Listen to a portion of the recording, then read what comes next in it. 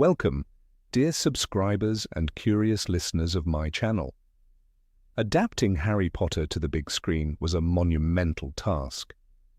When translating such a richly detailed and nuanced story into film, it's simply impossible to include everything. Some characters and plotlines were ruthlessly cut, while others were changed beyond recognition. Yet it's often in these lost fragments that the true magic of the original books lies. Today we'll talk about the characters whose portrayals were altered, simplified, or ignored entirely. And believe me, or you'll be surprised just how much was left out of frame. Number 1. Professor Binns. Professor Binns, the mind-numbingly dull history of magic teacher, was so monotonous and boring that his lessons felt like a sleeping draft. Most students would doze off within minutes, except for Hermione, who stubbornly clung to every word. Though not a central character, Binns played a vital role in the Chamber of Secrets. He was the one who explained the history of Salazar Slytherin and the origins of the chamber itself. His knowledge and ghostly connection to Hogwarts history gave the moment an eerie and immersive tone. In the films, he simply doesn't exist. History of magic as a subject is gone altogether. Number 2. Ludo Bagman, the head of the Department of Magical Games and Sports, former Quidditch star, and all-around charming rogue. Ludo Bagman was one of the most colourful characters in the Goblet of Fire. He helped organise the Quidditch World Cup, placed shady bets with Fred and George, and played a major role in the Triwizard Tournament. But as the story progressed, his cheerful image darkened. He began avoiding goblins he owed money to, and by the end, he disappeared entirely, leaving behind unanswered questions. He added a layer of comic relief and underlying tension that balanced the book's tone. Strangely, he was cut completely from the films. Not even a mention. Number 3. Winky.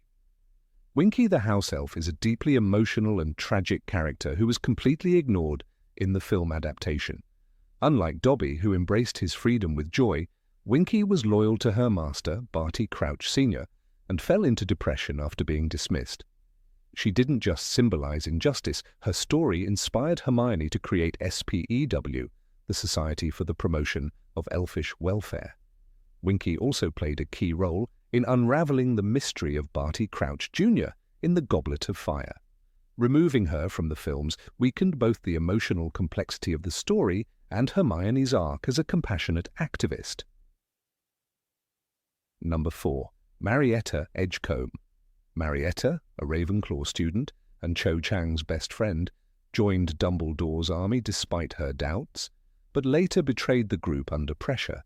Her mother worked at the Ministry of Magic, and fear drove her decision. But Hermione had enchanted the sign-up list, and as punishment, boils spelling out "sneak" appeared permanently on Marietta's face. In the films, this subplot was erased. Cho was made the traitor. Supposedly, under Veritaserum, this altered her character dramatically, damaged her romance with Harry, and made her seem cold and disloyal without proper cause. Number 5. Peeves, perhaps the most baffling omission among Hogwarts ghosts.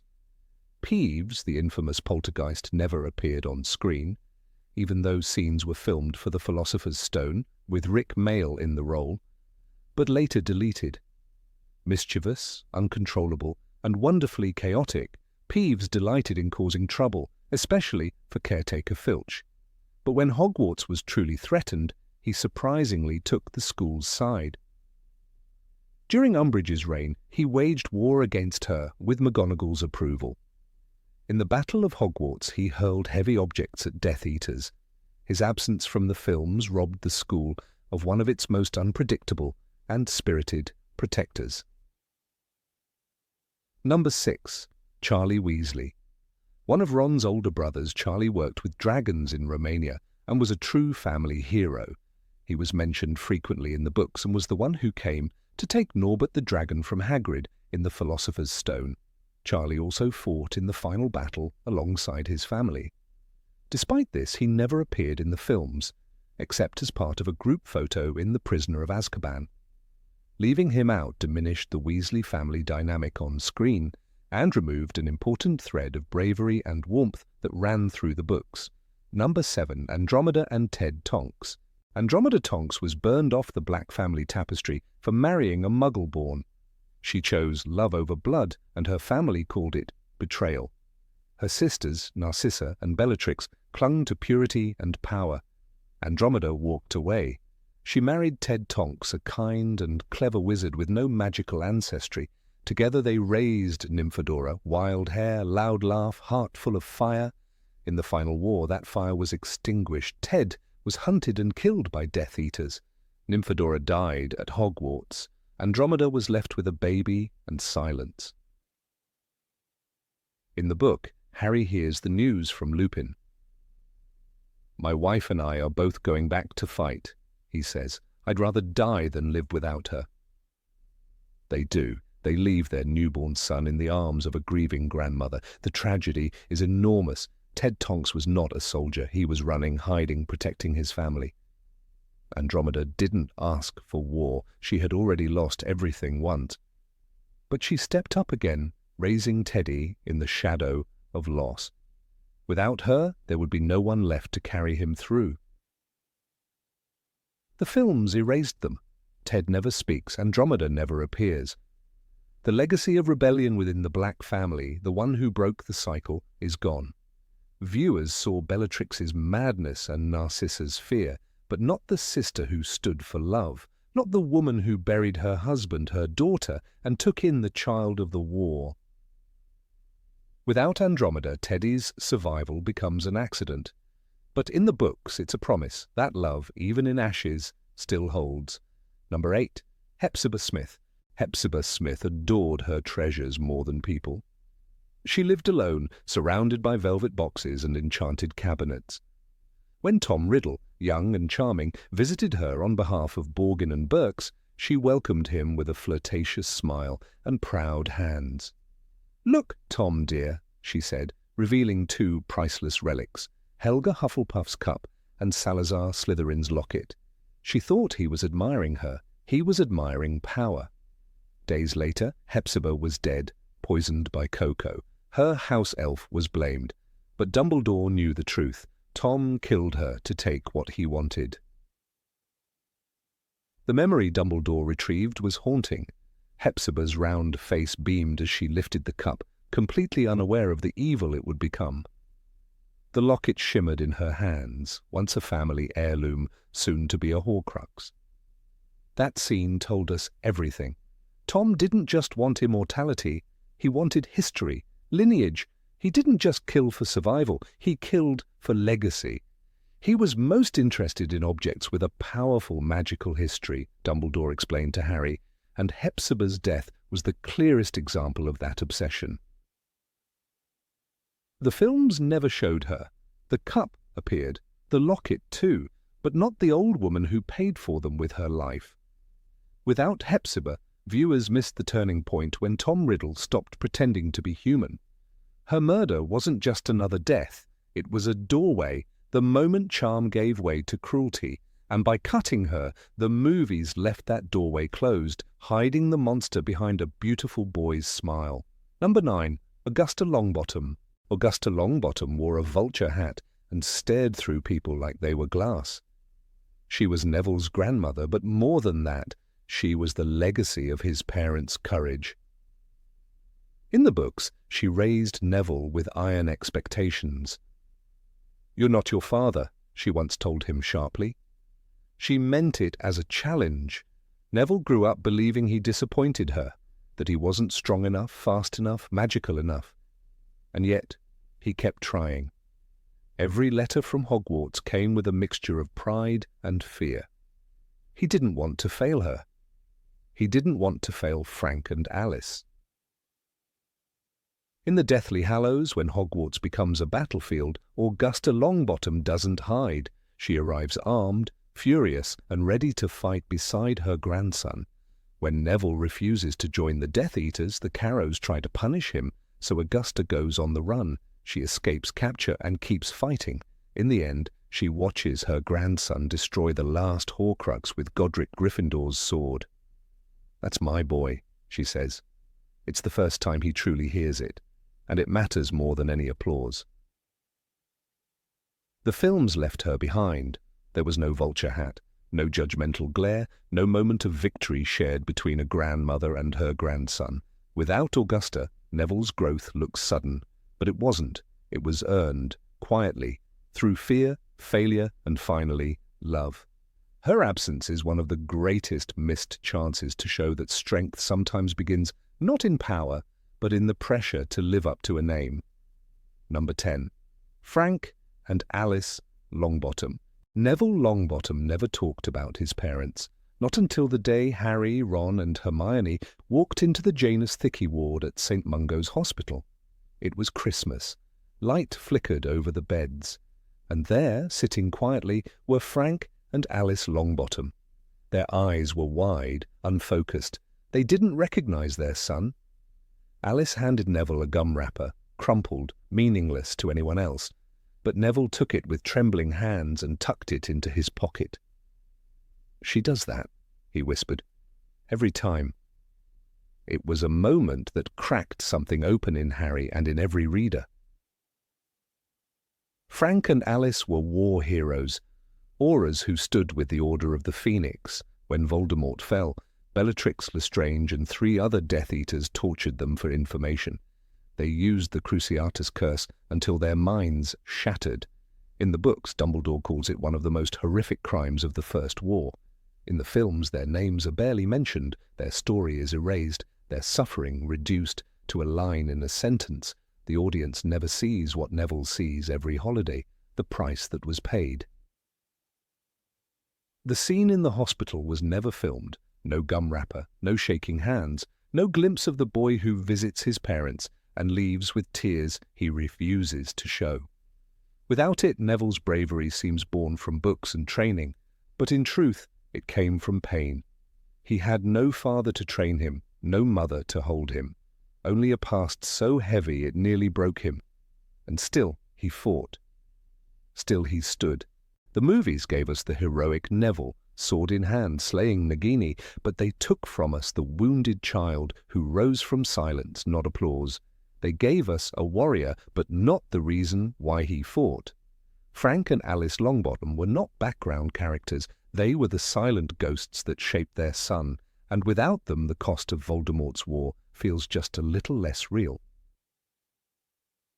Number 11. The Gaunts, Marvolo and Morphin. The Gaunt family lived in a crumbling shack behind the village of Little Hangleton. Vines crept through broken windows, rotten floorboards creaked with every breath. Inside sat Marvolo Gaunt, a pure blood obsessed with ancestry and power.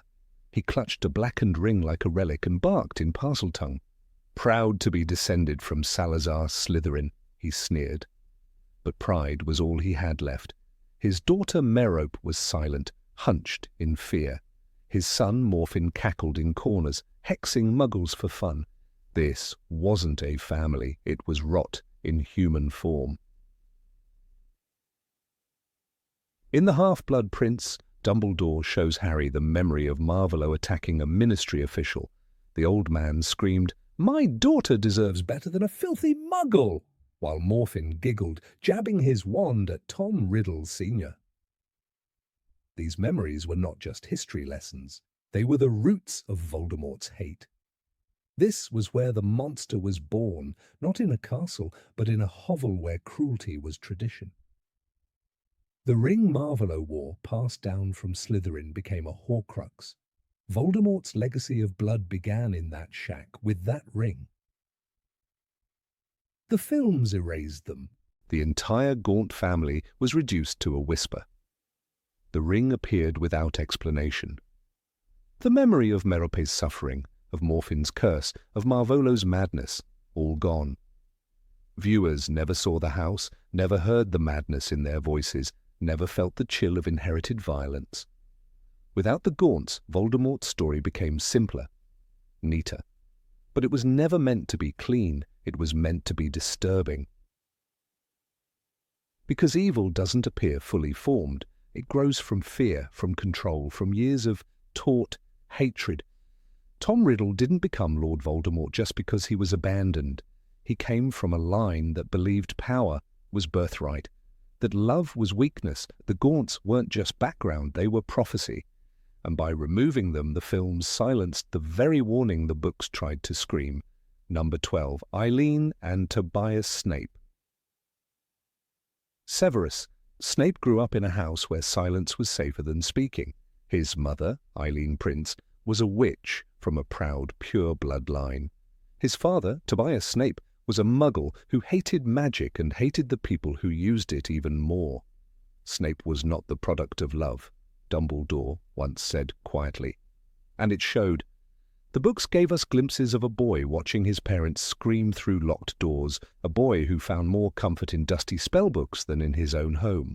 That boy, bruised in places no teacher could see, became the man who hid behind a curtain of bitterness. In the film, we see Snape as cruel and cold, a shadow in black snarling at children, but in the books we learn why. We learn about the boy who was once humiliated by James Potter and ignored by Lily when he needed her most. But before all that, there was the broken kitchen in Spinner's End, the slamming fists and the trembling voice of Eileen trying to protect her son. That story matters because pain doesn't come from nowhere. The films skipped it all. They showed Snape's loyalty but not the cost of it. There is a moment in The Prince's Tale when Harry sees a young Eileen clutching her son in a cracked, dimly lit room. Tobias is shouting from the hallway. Snape's small face is pinched, pale and already old. The memory vanishes quickly like a sigh, but it tells you everything. That moment never made it to the screen. And because of that, many viewers never truly saw who Snape was, not just a double agent, but a man built from shattered pieces, glued together with silence, sacrifice, and rage. By leaving out Eileen and Tobias, the films reduced Severus to a plot device, a surprise hero, a twist. But he was more than that. He was a boy who grew up unloved, a man who kept his pain folded away like a secret letter. And only through the books do we learn the truth, that monsters are often made, not born, that even the darkest dungeons hold a frightened child somewhere in their shadows. Number 13, Teddy Lupin. Teddy Lupin was born into a war.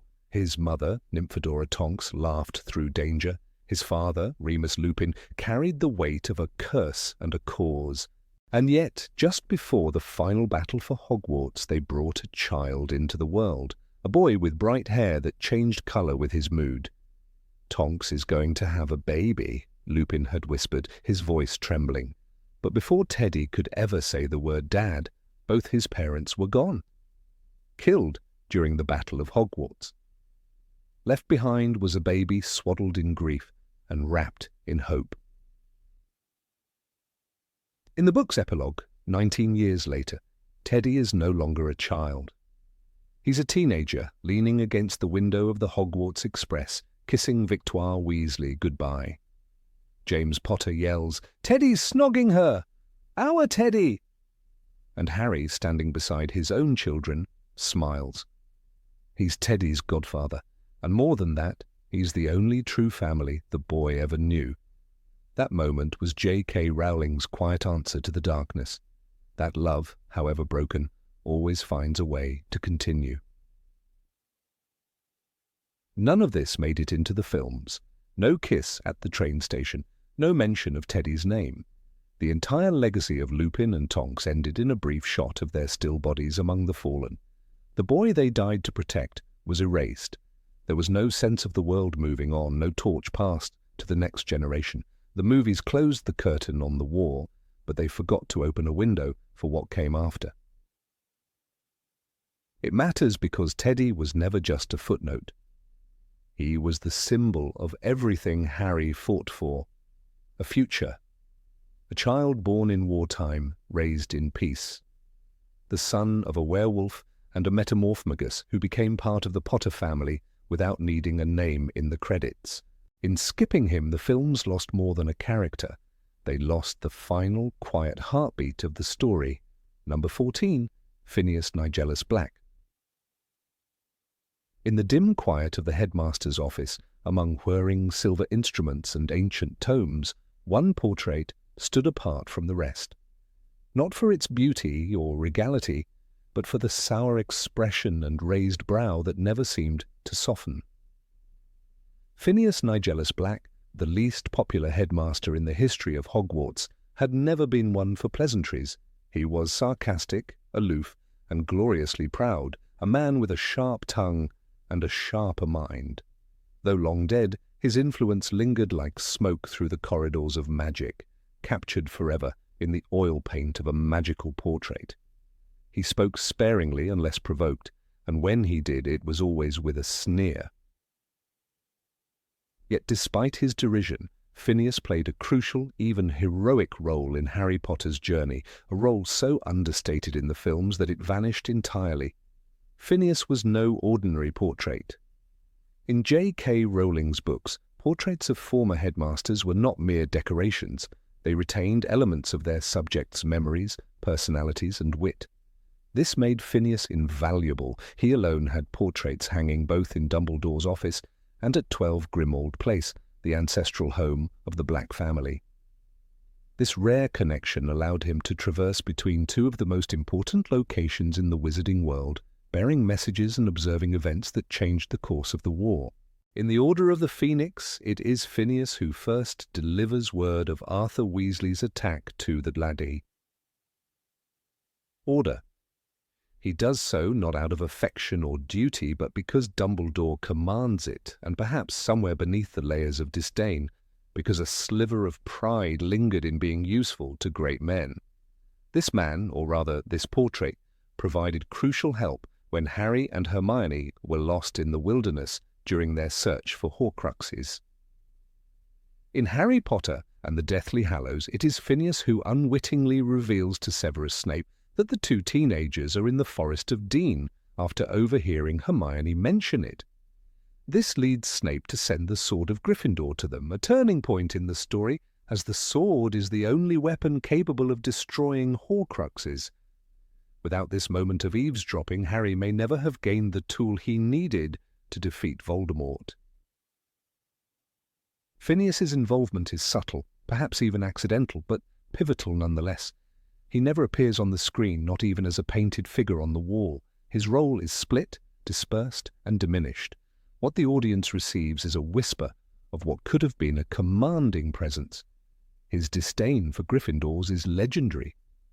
"You know what to do," Dumbledore tells Phineas when instructing him to deliver messages to 12 Grimmauld Place. The portrait groans, muttering, "I can't believe I must once again carry messages for a bunch of dunderheaded Gryffindors." His prejudice is not mere bigotry, it's rooted in his Slytherin pride, his belief in order and discipline, in legacy and blood. As a Black, he carries the burdens and beliefs of an old wizarding family obsessed with purity and power. Yet paradoxically, Phineas also defies this ideology by ultimately serving Dumbledore, half-bloods and Muggleborns alike through his reluctant assistance. His complexity, prideful yet obedient, prejudiced yet helpful, offered the kind of layered character that films often struggle to capture in minor roles. His omission becomes even more painful when we consider how rich the scenes might have been with his commentary. Imagine the grim, suffocating atmosphere of 12 Grimmauld Place in Order of the Phoenix, punctuated by Phineas's biting remarks, or the silent, frigid nights Harry and Hermione spend hiding in forests, broken by the sudden, disdainful voice from the portrait in Hermione's bag. Honestly, camping? What an uncivilized way to conduct a war. These moments could have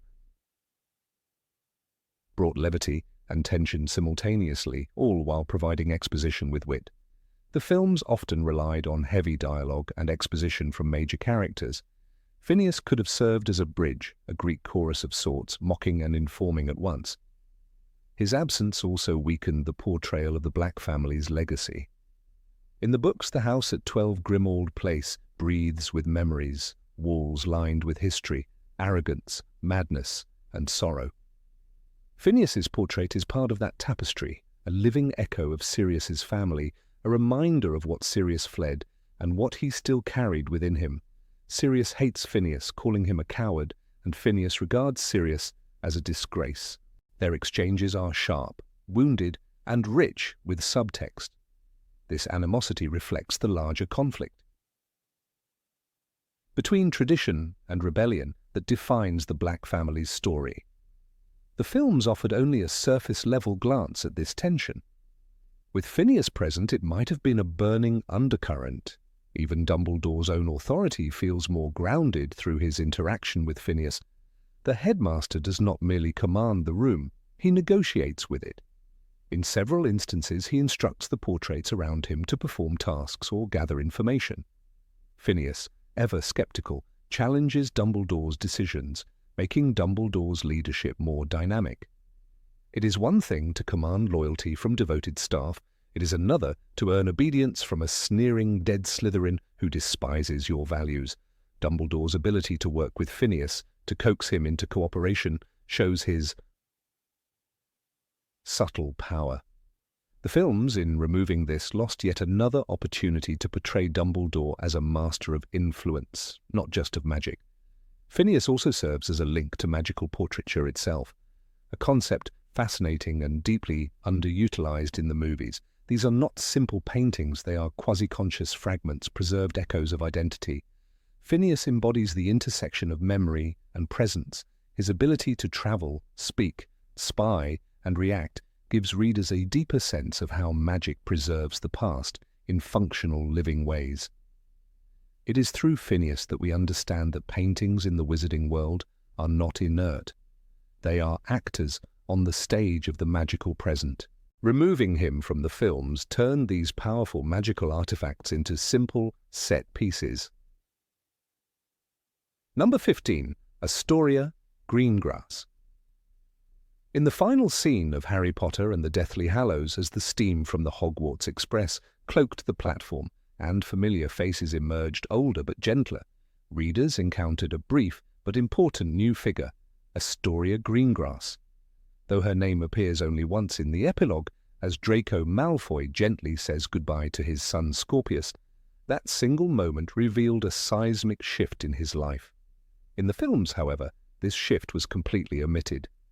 The camera showed Draco standing alone on platform 934, offering a faint nod to Harry, but next to him, no Astoria, no family, no sign of a life transformed. This absence, though small on screen, is deeply symbolic. The film silently robbed Draco of his most humanizing chapter, the family he built, and the woman who helped him redefine who he was. Astoria Greengrass never had a line in the books beyond the epilogue, and yet she meant everything in the context of Draco's redemption. She came from a family of Slytherins like him, but Astoria was raised after the war in a climate where the consequences of blind loyalty to Voldemort were deeply felt. According to the backstory provided in The Cursed Child, Astoria rejected the pure blood supremacy that had once governed her household. This alone set her apart from Draco's parents, Lucius and Narcissa, who had aligned themselves with Voldemort not just out of fear, but out of belief. By marrying someone who had rejected that ideology, Draco made a quiet but profound statement. He was no longer the boy who called Hermione Granger a mudblood, no longer the child who sneered at Ron Weasley's poverty. He had grown, and Astoria was the evidence. There is an unspoken strength in the women of the Harry Potter universe who exist on the periphery but hold the fabric of their families together. Astoria was one of them. Though she remains a shadow in the narrative, her presence is a cornerstone. As the Cursed Child revealed, she was ill for much of her life. Her frailty contrasted with the stern expectations of the Malfoy lineage. Yet it was precisely her vulnerability that softened Draco's worldview. She insisted they raise Scorpius without prejudice, and she refused to allow their son to be poisoned by the beliefs that had nearly destroyed them both. She became the quiet voice of a new generation, one that chose peace over pride. In the books, Draco's redemption is implied. He does not kill Dumbledore. He hesitates. He is terrified. In the Room of Requirement, he fails to cast a lethal spell at Harry. After the war, he testifies on behalf of his mother, who saved Harry's life by lying to Voldemort. But the films distilled him into a scowling archetype, an antagonist until the end, with little sense of transition. The epilogue could have changed that. Showing him with a family, especially with a wife who embodied forgiveness, would have added layers to his character. Instead, the films left him on the periphery, eyes distant, as if his story had ended with the fall of Voldemort. It hadn't. Astoria's omission is more than just the absence of a minor character. It's the loss of a narrative thread that recontextualizes Draco. Through her, we see that redemption is not loud. It does not always come with grand speeches or sweeping moments. Sometimes it's a man choosing to walk away from his past, holding his wife's hand as he sends his son to a better world. The scar had not pained Harry for 19 years. All was well, the book ends, but that peace is not Harry's alone. It belongs to those, like Draco, who made the quiet, necessary choices to change. Draco's marriage to Astoria caused a rift with his own family. As noted in The Cursed Child, the Malfoys disapproved of Astoria's beliefs, seeing them as a betrayal of tradition. Yet Draco chose her anyway. He married for love, not status, a concept unthinkable to the boy who once bragged about bloodlines. And when Astoria fell ill, Draco remained devoted. He raised Scorpius mostly alone after her death, determined to fulfill her wish, to raise a kind boy, untainted by the hatred that shaped his own childhood. Scorpius grew up gentle, nerdy, compassionate. In many ways, he is the anti-Malfoy, and that too is Astoria's legacy. There is a particular sadness in the way The Cursed Child describes Astoria's fate. Her illness is never named, but its toll is clear. She died before her time, leaving behind a grieving husband and a son who idolized her. In one of the play's most poignant lines, Draco tells Harry, "She always thought people needed love. It wasn't something I ever valued before, but it was the only thing that got me through losing her." In that single sentence, we see the transformation the films never showed. The Draco who once believed in power above all now understands loss, devotion, and the ache of absence. But viewers of the films never saw this. Without Astoria, Draco's growth feels incomplete. In a story filled with explosive moments and world-changing battles, the quiet evolution of a character like Draco is easy to overlook. But Astoria's presence, though brief, is a symbol of the slow healing that follows war. She didn't fight in the Battle of Hogwarts. She wasn't in Dumbledore's army. Yet her role was no less significant. She helped mend what had been broken. She loved a man who once stood with monsters and taught him to be better. This too is magic, and it deserved to be seen.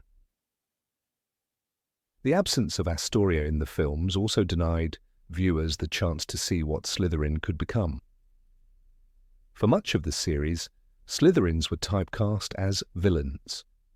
With few exceptions, Severus Snape being the most notable, their arc was one of loyalty to the wrong side. But Astoria represented a new Slytherin, principled, wise, capable of challenging tradition. By erasing her, the films inadvertently reinforced the stereotype that Slytherins could not evolve. This was a missed opportunity, not just for Draco, but for the house itself. Number 16, Firenze. In the deep silence of the Forbidden Forest, under a canopy of ancient trees and starlit sky, lived a creature who was never given a single frame in the Harry Potter films. His name was Firenze. A centaur with silver blonde hair and a voice full of celestial wisdom, he was more than just a magical being. He was a symbol of resistance, of dignity, and of interspecies understanding in a world divided by fear and hierarchy. Firenze's omission from all 8 Harry Potter films was not merely an editorial decision, it was a tragic loss of nuance, philosophy, and narrative balance. His presence in the 5th book, Harry Potter and the Order of the Phoenix, was a turning point, one that demonstrated the reach of the Ministry of Magic's tyranny and the potential for magical unity beyond human borders. When Sybil Trelawney was unceremoniously sacked by Dolores Umbridge, the walls of Hogwarts trembled not from spells, but from injustice. Trelawney, erratic and eccentric, had always been on the edge of faculty acceptance. But her removal was more than a staffing change. It was an authoritarian act meant to suffocate the free spirit of Hogwarts. Into this void stepped Firenze, summoned by Albus Dumbledore, not merely as a replacement but as a quiet act of rebellion. The arrival of a centaur, a non-human being, into the sacred halls of a human institution was a statement. Hogwarts would not submit to the narrow vision of the ministry. "It is not the nature of the centaur to be confined," Firenze once said, and yet he accepted the post, sacrificing his place among his own people to bring truth into a corrupted world. Firenze's own kind did not approve. The centaurs of the forest, proud and reclusive, viewed his cooperation with humans as betrayal. "He is peddling our secrets to the two legs," said Megorian, expressing the disdain of a species that had been long marginalized and misunderstood. Centaurs were classified by the ministry as beasts, despite their intelligence and deep understanding of the stars and fate. Firenze's decision to teach at Hogwarts was not only controversial among humans, but seen as a disgrace among his brethren. When he was cast out from the herd, his sides scorched with hoof marks, the scene in the book was haunting. He had chosen sides, and the centaurs were not forgiving. His very body bore the consequence of stepping beyond tribal lines, a powerful metaphor for anyone who dares to build bridges in a divided world. In his classroom, Firenze transformed the subject of divination from a murky exercise in guesswork into something sublime. No longer did students gaze into crystal balls, searching for vague images. Instead, under the deep blue of an enchanted ceiling that mimicked the night sky, they studied the patterns of the planets, the rhythms of the cosmos, the timeless dance that revealed destiny, not through guesswork, but through understanding. The human tendency is to assume that all truths may be discovered through a combination of willpower and common sense, Firenze told the students.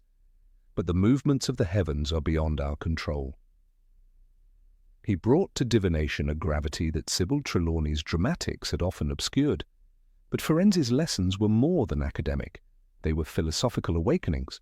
He challenged his students to think beyond themselves, to recognize the arrogance of assuming that all knowledge belonged to mankind alone.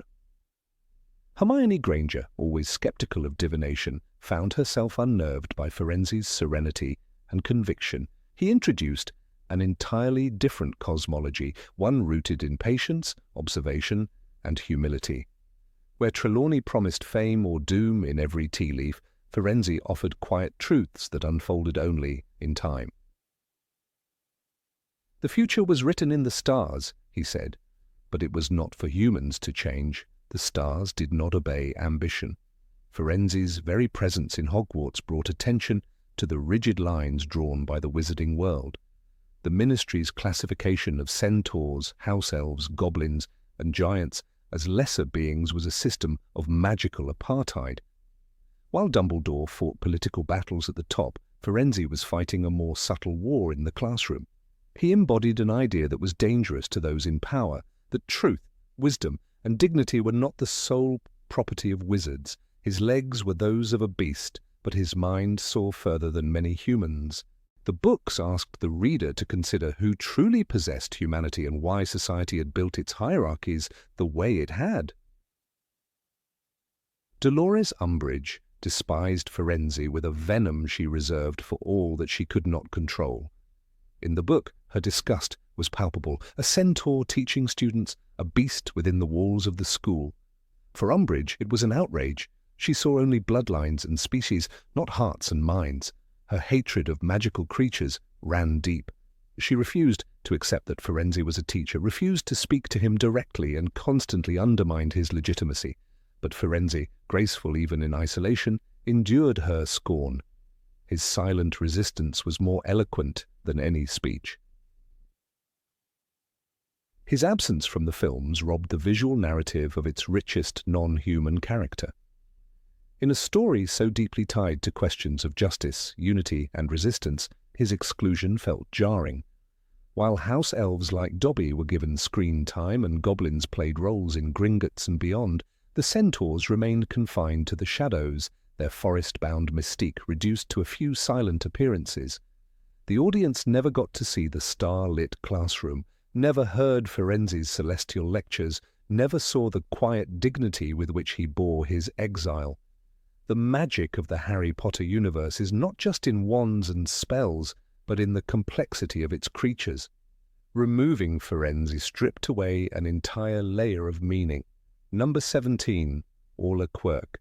In the shadowy corners of the Ravenclaw common room, where moonlight danced on the arched windows and the smell of parchment lingered in the air, sat students whose names were barely mentioned, but whose presence shaped the heartbeat of Hogwarts. Among them was Ola Quirk, a girl whose name appears only briefly in the pages of the Harry Potter books, but whose existence adds depth to the world J.K. Rowling so meticulously crafted. She was never given a grand entrance, never waved her wand in a dazzling duel, and never spoke lines that echoed through halls.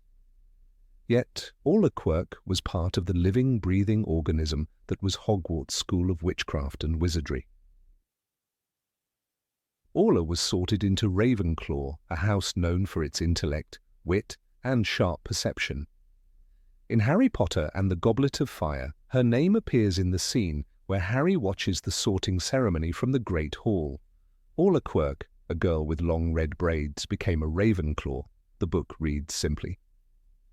It was a moment fleeting and quiet, but it marked her as part of the school's legacy.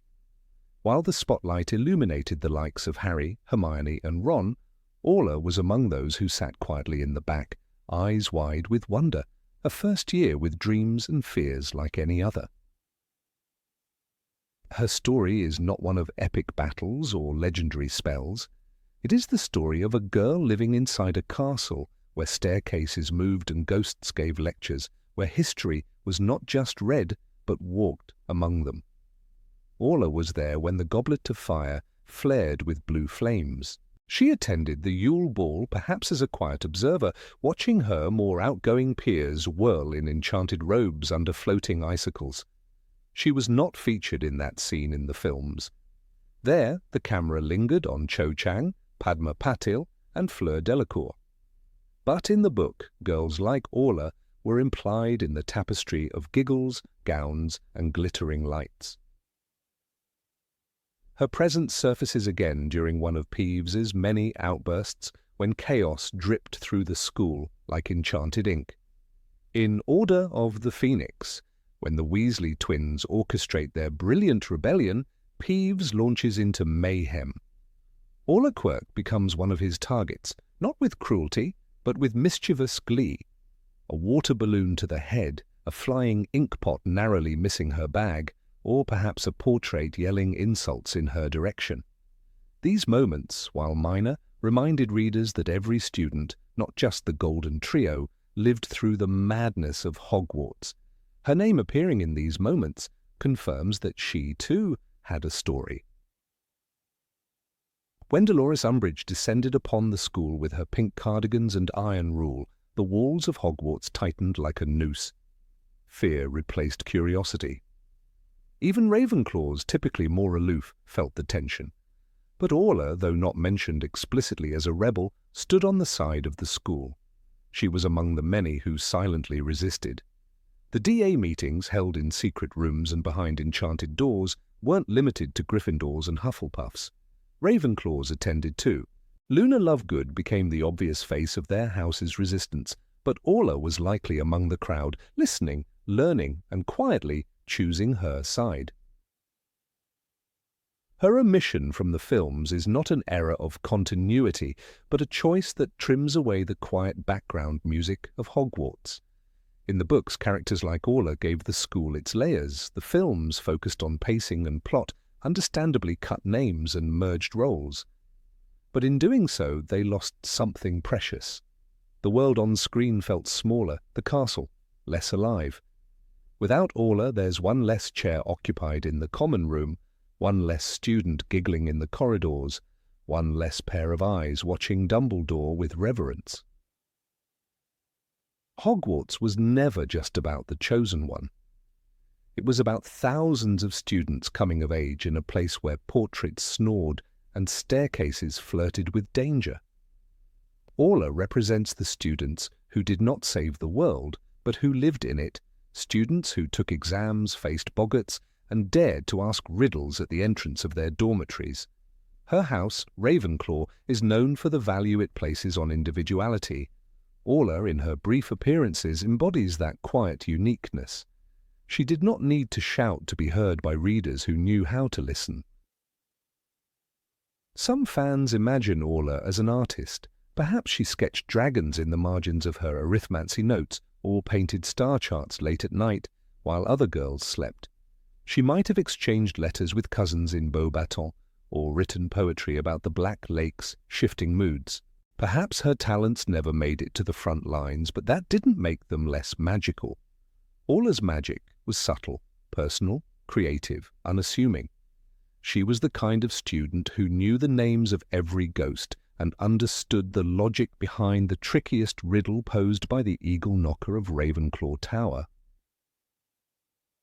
The films missed out on giving a face to this subtle kind of magic. They excelled in depicting heroism and battle, but faltered when it came to illustrating the mundane miracles, the everyday students who made Hogwarts feel lived in. Without Ola and others like her, the school appears sparsely populated, like a stage set with too few actors. The camera pans across classrooms and corridors, but rarely do we see the sheer diversity of students that the books insist upon. Ola, as a minor character, was a thread in the school's vibrant tapestry, one that was quietly unravelled in the transition to screen. What makes Ola's absence particularly noticeable is how it highlights a broader issue in the adaptation process. While the films had to condense, they often did so at the expense of Hogwarts' social ecosystem. Colin Creevey made it briefly before being erased entirely. Padma Patil, written as a Ravenclaw in the books, was reassigned to Gryffindor in the films for the sake of symmetry. These changes, though small, shift the school from a chaotic, beautiful mess of young personalities to a cleaner, less believable environment. Ola's disappearance is symbolic. It's about more than just one name being left off the call sheet. Imagine for a moment Ola during the Battle of Hogwarts. She would have been 17 or 18 by then. Not a child, not a hero, but a young woman with enough knowledge and fear to know what was at stake. She might have taken shelter in the room of requirement, helping younger students stay calm, or perhaps she wielded her wand in trembling hands, standing beside Luna and Michael Corner, defending her home. Her story wasn't told, but her presence was there, in every shattered window, every flicker of blue light, every heart that refused to back down. Hogwarts was not a museum of greatness. It was a school. That meant noise, boredom, forgotten homework, accidental hexes, secret friendships and personal victories. Ola's life was made of these small moments. A cup of tea in the common room, a disappointing grade on a transfiguration essay, a first crush, a fear of failing her OWLS. These are the things that defined the real Hogwarts, the one Rowling envisioned and readers fell in love with. By ignoring these ordinary students, the films traded complexity for clarity, but at a cost. In every boarding school there are the loud students and the quiet ones, the pranksters and the bookworms, the popular and the invisible. Ola may have belonged to the latter category, but that invisibility doesn't mean insignificance. She was the kind of girl who knew all the Hogwarts ghost stories, who could recite the recipe for pepper-up potion by heart, and who stayed up late rereading the tales of Beedle the Bard. She may not have been known by Harry Potter himself, but she was known to the castle, and perhaps that's what matters most. Through characters like Ola, Rowling reminded readers that everyone at Hogwarts had a story. Not all of them were written down. Not all made it to the screen, but they existed, as surely as the moving staircases and the shifting skies. Ola Quirk didn't need a prophecy or a scar to matter. Her presence alone whispered that this world was rich, layered, and full of students whose stories ran parallel to the main plot, unsung, unseen, but no less important. She was the background character who represented all the others left unnamed. In the end, Ola is a symbol, a representation of what the Harry Potter universe does best, suggest worlds within worlds. Her brief mentions are like footprints in the snow, hinting at a fuller life just beyond the page. The decision to leave her out of the films may seem minor, but to those who loved the books for their density, it's a loss that speaks volumes. Her red braids may never have swayed on screen, and her voice may never have echoed through the Great Hall, but to readers who remember, Ola Quirk walked the same halls as Harry, and her story, though quiet, remains. Number 18.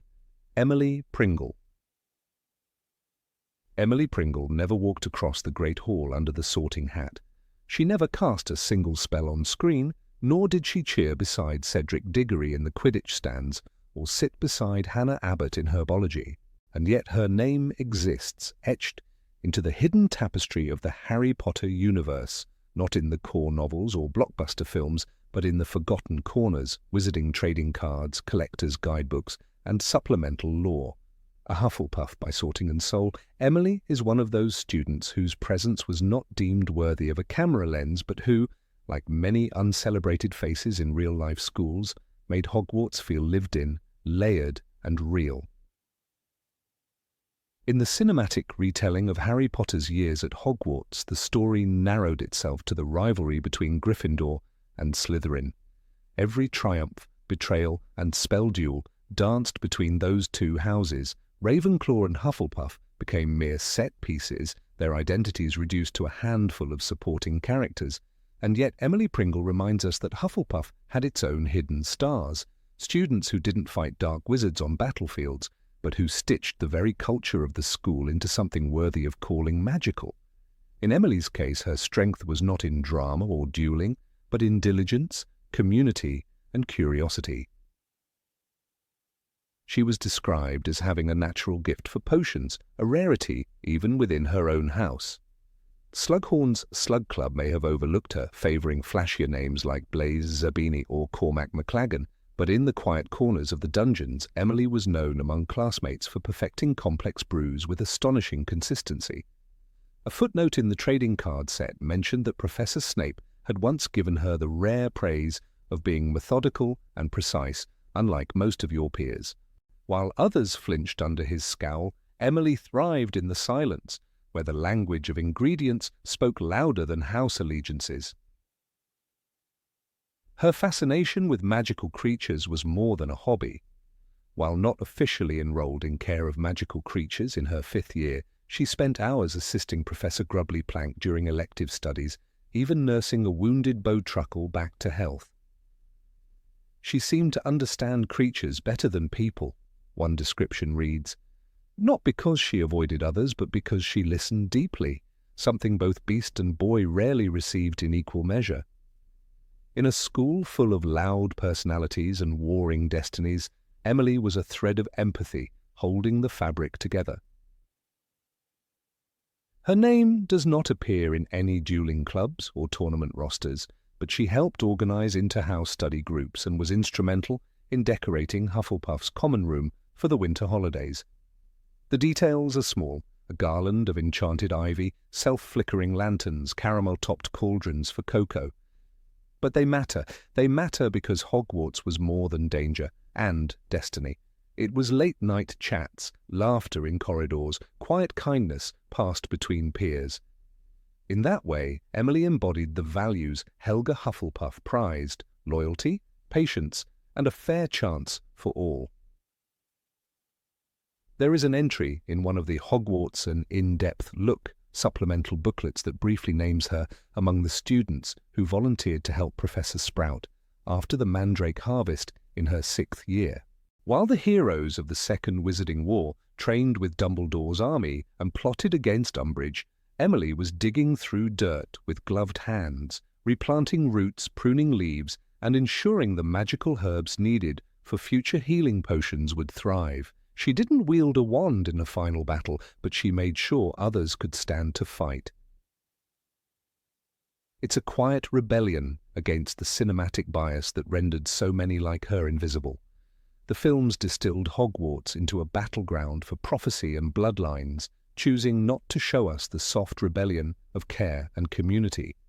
While we met Ernie Macmillan and glimpsed Justin Finch Fletchley, Hufflepuff was largely typecast as the other house, kind, yes, but unremarkable. Yet Emily's unseen presence is a testament to how wrong that perception is.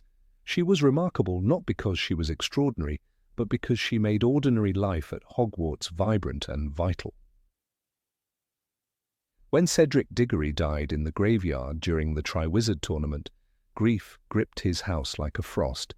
The films skimmed over this aftermath, but Emily's name surfaces again in a reference from a commemorative Hufflepuff House newsletter, where it is written that she led an effort to create a memorial corner in the common room, a tribute not just to Cedric, but to all fallen students throughout Hogwarts history.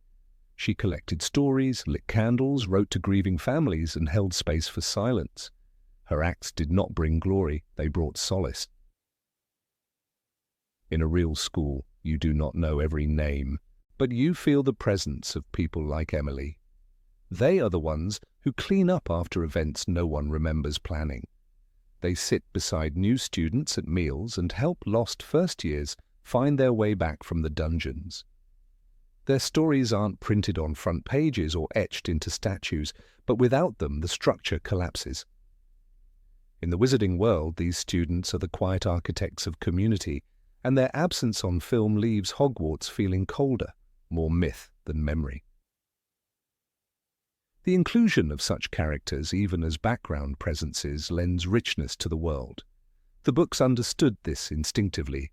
J.K. Rowling's narrative voice often peppered chapters with names we never fully knew: Lisa Turpin, Kevin Entwistle, Stephen Cornfoot. Their mention made Hogwarts feel populated, lived in, real. The films, in their sleek storytelling, chose clarity over complexity, but in doing so, they erased the very thing that made the school believable, its mosaic of faces, dreams, and daily routines. Emily Pringle did not fight Death Eaters, did not sneak through trapdoors, did not hold a sword to a basilisk, but perhaps her bravery lived in more tender moments, staying behind after a herbology lesson to clean tools so no one else would have to, comforting a distraught classmate after a failed OWL, giving away her own butterbeer coupons to cheer up a homesick first year. These are not scenes of spectacle but of soul, and in a world that prizes grand gestures, her kindness becomes a quiet defiance. There is beauty in the unnoticed, power in the peripheral. Hogwarts, at its best, was not just a castle filled with magical threats and heroic victories, but a school shaped by the lives of those who called it home. Emily Pringle, though erased from the silver screen, represents the kind of student whose contribution does not end in headlines, but in the hearts of those she helped. Hufflepuff House has produced its share of great witches and wizards. The Sorting Hat once sang, "For Hufflepuff, hard workers were most worthy of admission." One wonders what it might have looked like if the films had honoured that line more fully, not just through Cedric's tragic death, but through students like Emily who quietly lived the values her house was founded on. A scene of her carefully labelling potion vials, or softly tending to a Niffler's injured paw, or simply sitting beside a lonely Luna Lovegood in the library, would have said more about the texture of Hogwarts than another duel in a dark corridor. She may be fiction within fiction, an extra layer on an already imaginary world, but her presence reminds us of something essential, that for every Harry, Ron, and Hermione there were dozens of Emilys, loyal, kind, often invisible, and always necessary. They were the ones who made the school feel like a place you could actually grow up in, and in that they were heroes in their own right. Though she never got a line of dialogue, never stood in a spotlight, Emily Pringle lives on through the texture of lore that die-hard fans cling to. She is proof that a story's strength does not lie in its chosen protagonists alone, but in the constellation of lives orbiting them. Each one matters, each one breathes, and sometimes the ones who go unnamed leave the deepest marks of all. Number 19. Tonti Weaving. In the quiet corners of Hogwarts' long and storied history, there are names whispered between classroom walls, scribbled in old notes tucked between library books, or muttered under a professor's breath when a student's brilliance flickers across the room. Among those nearly forgotten names lies one that never made it to the screen, one that the films, in all their dazzling adaptations, chose to leave behind. And yet, within the pages of the books, he existed with such subtle power that his absence in the movies feels like a small betrayal to readers who listened closely. Tonti Weasley once called him that genius from the charms corridor, but that was a joke, a misdirect. His real name was Tonti Weaving, and for Hermione Granger, he was not just a name, but a measuring stick, a reminder that the heights of achievement were limitless, if only one could climb high enough. Tonti Weaving, mentioned only once in the entire series, stands like a shadowed monument behind Hermione's perfectionism. According to Order of the Phoenix, she once exclaims that Tonti received 12 OWLs, a feat so rare and daunting that even McGonagall, in her stern reverence for discipline, nodded at the mention. He wasn't simply brilliant, he was balanced, calm, even kind, a trait that set him apart from the typical academic prodigy trope. He wasn't a show-off, nor was he consumed by arrogance. He was, as one professor supposedly claimed offhand, the sort of student who made you remember why you became a teacher. For Hermione, that line, though never written directly, might as well have been carved into the ceiling of the library, looming overhead during her marathon study sessions. Weaving's legacy lingers most tangibly in the unspoken expectations Hermione sets for herself. Whenever Ron quips about her frantic revision schedules or mocks her colour-coded timetables, it's not just casual teasing. In Half-Blood Prince, when Ron groans about Hermione's obsessive preparation for exams, he says sarcastically, "What are you trying to be, the next Tonti Weaving?" The line is easy to overlook, yet it reveals that Weaving was not just a Hogwarts legend, but an institutional memory, a name used by students as a shorthand for untouchable academic greatness. That kind of legacy doesn't come from a single brilliant essay or a clever wand. It comes from years of quiet, consistent excellencing. Though his name is fleeting in the text, the resonance of Tonti's existence is profound. There's something deeply human about how he lives through Hermione's aspiration. She isn't chasing vague ideas of success, she's chasing him, a name she likely found mentioned in dusty records, a model student immortalized in exam scores, and maybe even a trophy or two locked away in a forgotten cabinet. Hermione's drive has always seemed grounded in something more than ambition. It's reverence, almost worship. Tonti's legend becomes the ghost she studies with, the phantom she competes against, the imagined friend who always knows just a little more. Professor Flitwick once hinted at his memory too, though not directly. In Goblet of Fire, he marvels at Hermione's charm work and calls it uncommonly fine, even for a new T-level student. What does even for a new T-level student mean if not that he's remembering someone before her who had reached those heights? Students like Tonti Weaving were rare, yes, but not forgotten. Not by the faculty. Perhaps in his 7th year he had enchanted something so flawlessly that it became part of the castle, a staircase that never squeaks, a portrait that never fades, a silence in the library that no one can explain. His work may remain, undocumented but quietly enduring, like magical fingerprints in the mortar. The tragedy of Tonti Weaving isn't in a death or a scandal, it's in his erasure. The films, bound by time and spectacle, had no room for the unseen champions of Hogwarts' past. Tonti's story didn't need a flashback or a subplot. It needed acknowledgement, a whisper, perhaps a portrait in a hallway. But instead his legacy was trimmed out like so many other details in the cinematic pursuit of plot. And with that cut, we lost the quiet truth that greatness at Hogwarts didn't begin or end with Harry and his friends. There were others before, not chosen ones, but those who chose excellence with deliberate care. It's important to understand that Hermione's arc is not just shaped by ambition, but by fear. Fear of failure, of inadequacy, of not living up to the invisible giants whose names filled the margins of her textbooks. When we see her in the films, she is confident, quick, and unrelenting. But in the books, her drive is often frantic, anxious, rooted in comparison. That comparison has a name: Tonti Weaving. Without him, her determination risks looking like vanity or competition. With him, it becomes a homage, a humble climb toward an impossible standard set decades before her time. In Order of the Phoenix, the pressure of academic expectation nearly crushes her, and while the movie shows her calm under fire, the book reveals a young woman on the verge of exhaustion.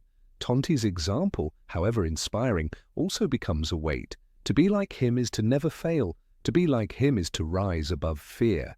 And Hermione, human as she is, never stops wondering whether she is enough. Tonti's name may be absent from the film's script, but the shadow he casts is felt in every late-night study session and every tremble in her voice when a test goes poorly. What's remarkable is that Tonti wasn't remembered as a dueling champion or a star Quidditch player. He wasn't known for saving the school or inventing a new spell. He was known for being good at his studies, good to his classmates, good in heart. In a world that often rewards dramatic acts of heroism, Tonti represents a quieter kind of excellence. He was the kind of person who gave the right answer and shared his notes, the kind who didn't need praise because his satisfaction came from understanding. Perhaps that's why Hermione idolized him. She didn't want to be famous, she wanted to be right. Dumbledore, if he ever spoke of Tonti, might have said something cryptic and poetic, something like, "It is not brilliance that outlasts time, but balance." Perhaps he saw in Hermione the same fire, the same grace, and allowed her to chase Tonti's ghost because he knew the pursuit would shape her into who she needed to be. Perhaps McGonagall, in her own steel-clad way, encouraged Hermione because she once taught Tonti too, and never quite forgot the brightness of his presence. These connections are invisible in the movies, but they glimmer between the lines in the books like hidden runes. The absence of Tonti Weaving on screen also robs the audience of a crucial Hogwarts truth, that the school wasn't just a backdrop to the Golden Trio's adventures. It was an ecosystem, a continuum. There were students before and students after, all with their own legends and ghosts. Tonti's mention reminds us that Hogwarts is older than any of its heroes, and its magic doesn't begin or end with battles in the Great Hall. Its magic is also in the quiet, in the tireless, in the ones who change the world, not by defeating evil, but by perfecting a spell so thoroughly that it teaches others for decades to come. There's a kind of poetic justice in the fact that Tonti is remembered only once. A legend too often repeated becomes cliché. But one whispered name, spoken in awe and jest, carries a different weight. It feels real. It feels like how real school legends live, not in records, but in reputations, passed down from prefects to first years, from teachers to overachievers, like a hidden melody only certain ears can hear. And Hermione? She heard it, loud and clear, and she listened. If Tonti Weaving ever returned to Hogwarts, perhaps in later years as a guest speaker or quiet observer, one can imagine him watching Hermione and smiling, not because she matched him, but because she surpassed him in ways even he never imagined, with bravery, loyalty, and the courage to challenge injustice, not just exams. In that sense, Tonti is not a competitor to her story, but a foundation, a buried cornerstone upon which her brilliance stands. Tonti Weaving doesn't need a face or a scene to matter. He matters because he shaped the world behind the curtain, the silent realm of inspiration. He was the whisper in Hermione's mind when she hesitated. He was the standard that Ron joked about and Harry never really understood. He was the reason the library lights burned deep into the night. Not every hero casts a visible shadow, Some, like Tonti, illuminate others instead. Number 20, Archie from the Quidditch World Cup. Among the countless magical moments in J.K. Rowling's Harry Potter and the Goblet of Fire, one stands out for its sheer eccentricity and charm. A moment so brief and yet so utterly memorable, it reminds readers of the whimsical absurdity of the wizarding world. It is the scene where Harry, Ron, and Hermione encounter an elderly wizard named Archie in the woods near the Quidditch World Cup Stadium. Archie, in all his pride and defiance, is refusing to wear what the Ministry of Magic defines as appropriate Muggle attire. Instead, he strolls about in a frilly nightgown, proudly proclaiming that he enjoys a healthy breeze around his privates. The films, in their polished visual glory, never include this peculiar man.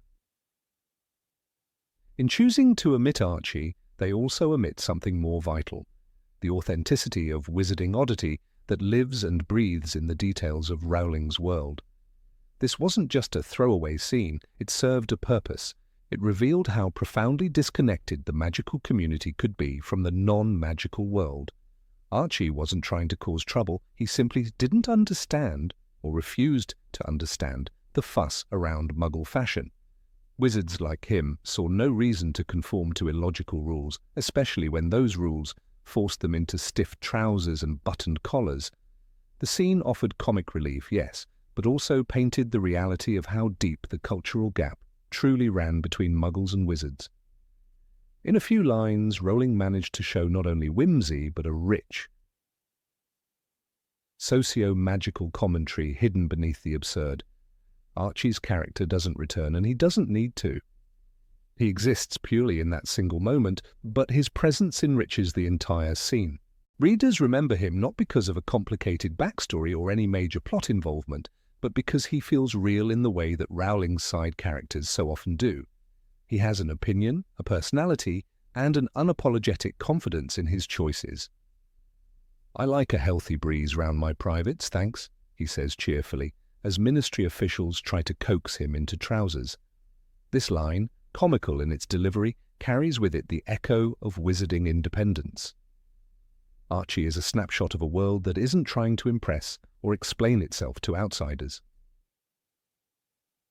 The films of the Harry Potter series, while grand and emotionally powerful in many ways, often sacrificed these small moments in favor of cinematic momentum. There was little time, perhaps, to focus on one strange old man at the edge of a magical campground. And yet it is precisely these glimpses into everyday wizarding life that made the book so textured and alive. Archie's absence in the Goblet of Fire film removes more than a joke. It removes the deep-seated quirkiness that defines the wizarding public. The world outside Hogwarts was never a sterile or mundane place. It was loud, colourful, and often utterly baffling. Imagine the visual delight that could have come from such a scene on screen. Picture thousands of witches and wizards camping out in chaotic, semi-Muggle fashion, with enchanted tents and bubbling cauldrons, and in the midst of it all, a proud elderly wizard in a pastel nightgown marching through the woods with his chin held high. The contrast would have heightened the tension between magical secrecy and magical reality. Wizards trying and failing to blend in with Muggles has always been one of the most comedic and revealing elements of the books. It shows just how isolated the magical world is and how reluctant many wizards are to integrate into or even understand Muggle culture. In many ways, Archie represents a kind of resistance, not to Muggles themselves, but to the enforcement of inauthenticity. The Ministry insists on blending in, but Archie refuses to bend. It's an act of harmless rebellion dressed in ruffles and cotton. His resistance isn't loud or dangerous, it's simply inconvenient to those who want order. It's the kind of rebellion that fills the margins of Rowling's world. House elves refusing to obey, portraits refusing to stay still, ghosts with unfinished business. Archie belongs to this quiet chorus of magical misfits, none of whom change the main plot, but all of whom make the world feel bursting with character. What's more, Archie's brief appearance gives a taste of magical generational divides. He's clearly of an older time, clinging to traditions and habits that might seem outdated to younger wizards. Just as Arthur Weasley's fascination with Muggle plugs is endearing, Archie's refusal to wear trousers is a reflection of a wizarding stubbornness to modernity. One clings to Muggle culture out of curiosity, the other shuns it entirely. Both reactions exist in the same magical society. In cutting Archie from the films, the audience is robbed of this layered complexity. Without scenes like his, the magical world in the films becomes too clean, too homogeneous, lacking the eccentric bumps and wrinkles that make it feel lived in. The Quidditch World Cup sequence in the book is one of the most richly drawn in the entire series. There are wizards attempting to dress like muggles, but getting it spectacularly wrong. A man wears a tweed suit with galoshes and a kilt. Another sports a woman's dress and claims it's very comfortable. These details aren't there simply for laughter, though they certainly deliver that. They reflect the ongoing challenge of magical integration into the Muggle world. Wizards don't think like Muggles, don't see the world through the same lens, and so their efforts to fit in often appear ridiculous, and that's the point. To show that these two worlds, though they exist side by side, are separated by invisible but nearly insurmountable cultural walls. In Rowling's magical Britain, the absurd is never far from the serious.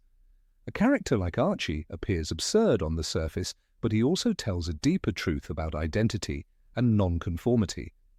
When the Ministry imposes rules about clothing, it isn't just about trousers, it's about how much of the magical identity wizards are willing to sacrifice for peace. Archie's refusal is funny, yes, but it's also quietly radical. He's not harming anyone, yet his actions disrupt the Ministry's vision of order, and for that reason, he stands out. There's also something wonderfully British about Archie. The dry humour, the polite but firm resistance, the complete lack of self-consciousness. He could be a character from a P.G. Wodehouse novel dropped into a magical campground. His refusal to wear trousers isn't a rebellion of fire and fury, it's a rebellion of breezes and nightgowns. And somehow, that's even more powerful. It's gentle, eccentric defiance, the kind that makes you laugh and nod in admiration all at once. In leaving out Archie, the films missed an opportunity not just for humour but for grounding.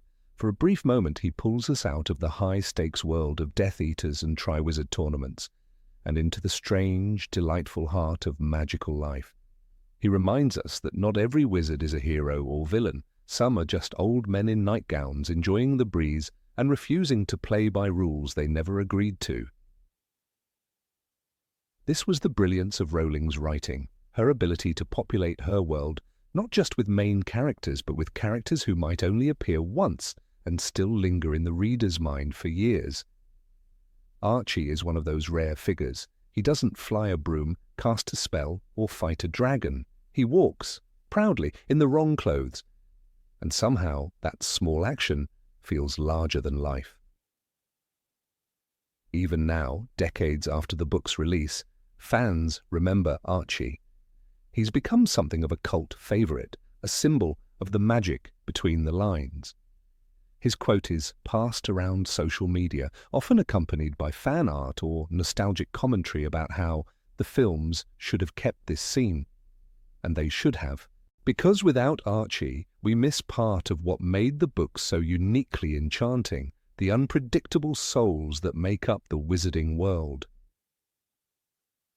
The wizarding world isn't just a place of grand castles and ancient spells.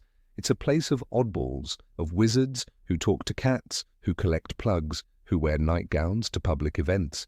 It's these strange little people, the ones who don't fit in, even among magical folk, that give the world its soul. Archie didn't need to do much to earn his place in the hearts of readers. All he had to do was walk proudly, unashamed, and remind us that magic isn't just in wands, it's in spirit. Number 21, Dedalus Diggle. It was in the very first book that a small but striking character made his debut in the shadows of Diagon Alley. Dressed in a flamboyant purple top hat and with a tendency to bow in overly theatrical fashion, Dedalus Diggle was hard to forget. Though his moment in Philosopher's Stone was brief, it was memorable. Harry, who had no idea who he was at the time, simply watched as a tiny wizard bowed so low in a shop that his hat fell off. It was only later, during a conversation with Professor Quirrell, that Harry learned the man had once showered the sky with shooting stars in celebration of Voldemort's downfall. That was Dedalus Diggle, showy, eccentric, and devoted to the cause. In the books, he flits in and out of scenes like a spark, never stealing the spotlight but always bringing warmth and colour. And yet, across 8 films, not once does the audience catch a glimpse of him. A curious absence, especially given how much he represented in the wizarding world. In the broader tapestry of the Harry Potter books, Dedalus Diggle was a thread of whimsy woven through moments of deep tension, while the Order of the Phoenix was largely composed of grim, hardened wizards, people like Mad-Eye Moody, Kingsley Shacklebolt, or the stern Minerva McGonagall. Diggle brought an energy that was childlike without being foolish. He wasn't a major player in battles. He wasn't feared by Death Eaters, but he was brave in his own way, especially when the world began to crumble. He was not built for violence, yet he remained part of the Order during its most dangerous years. His courage was quiet, his contribution often overlooked, and his presence in the books provided contrast that made the larger war feel more personal, more layered. It was in Order of the Phoenix that readers learned Diggle had been recruited into the Order by Dumbledore himself. His name was listed alongside the many unsung heroes of the First War against Voldemort. Arabella Figg mentioned him offhandedly when she testified before the Wizengamot, confirming she had once been in contact with members of the Order, including Diggle. That moment was fleeting, but it placed him among the trusted. This wasn't some silly hat-wearing jester. This was a man Dumbledore believed in. And if Dumbledore believed in him, there was more to Diggle than his colourful attire suggested. The most crucial appearance of Dedalus came in Deathly Hallows, when the wizarding world was collapsing under the rise of the Death Eaters. In one of the few moments when the Dursleys, who had spent years mistreating Harry, were centred in the narrative, Diggle appeared with Hestia Jones to escort them to safety. The moment was small but symbolically powerful. These 2 wizards, members of an underground resistance movement, arrived not to protect magical royalty, but to shield the family that had scorned everything they represented. It was a testament to the values of the Order and a moment of unexpected grace. Harry had long imagined the Dursleys would be left behind in chaos. Instead, it was Diggle and Hestia Jones who risked themselves for Vernon, Petunia, and Dudley. It is this act that reveals Diggle's significance. He didn't question Dumbledore's command. He didn't argue about whether the Dursleys deserved saving. He did what needed to be done because protecting people, even those who hate magic, was the Order's true mission. Hestia's shocked reaction to the Dursleys' attitude contrasted sharply with Diggle's continued politeness. "You saved this boy's life?" she asked, stunned. And Dedalus, ever gentle, replied with calm, trying to maintain civility in a moment when few would have bothered. This was the kind of hero he was, steadfast, kind, and unapologetically eccentric. One must wonder why a character like this never made it to the big screen. Surely there was room in over 20 hours of film to show Diggle bowing deeply to Harry, or awkwardly managing the Dursleys during the evacuation. These would not have been complicated scenes to film, and they would have brought humour and charm to otherwise heavy moments. But the films chose to streamline, to narrow focus, and in that trimming, characters like Dedalus Diggle vanished without ceremony. Viewers missed out not only on his whimsy, but on the subtle kindness and integrity that defined him. His absence is particularly felt in Deathly Hallows Part 1. The scene where the Dursleys are evacuated was cut entirely. No Diggle, no Hestia, no awkward goodbyes. Dudley's stunning moment of redemption when he tells Harry he doesn't think he's a waste of space is omitted. With it, the chance to see how Diggle reacted to those words is lost. In the book, it's easy to imagine him beaming with approval or offering a sweeping bow. The entire sequence provided closure for the long, difficult relationship between Harry and the only family he had ever known. Dedalus was part of that moment, not as a hero in the foreground, but as a witness to growth and forgiveness. The omission of characters like Diggle reveals a deeper truth about the films. They were not always built to honor the richness of Rowling's world.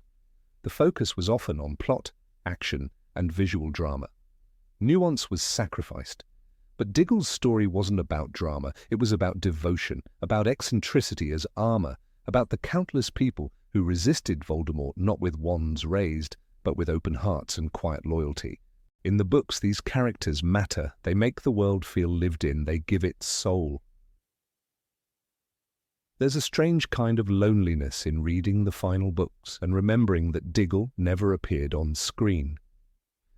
When Hagrid carries Harry's seemingly lifeless body through the forest, when Neville stands alone before Voldemort, when Molly duels Bellatrix, all of those moments are made more poignant by the knowledge that people like Dedalus were fighting too, just not where we could see them. He wasn't in the room of requirement. He wasn't at the Battle of Hogwarts.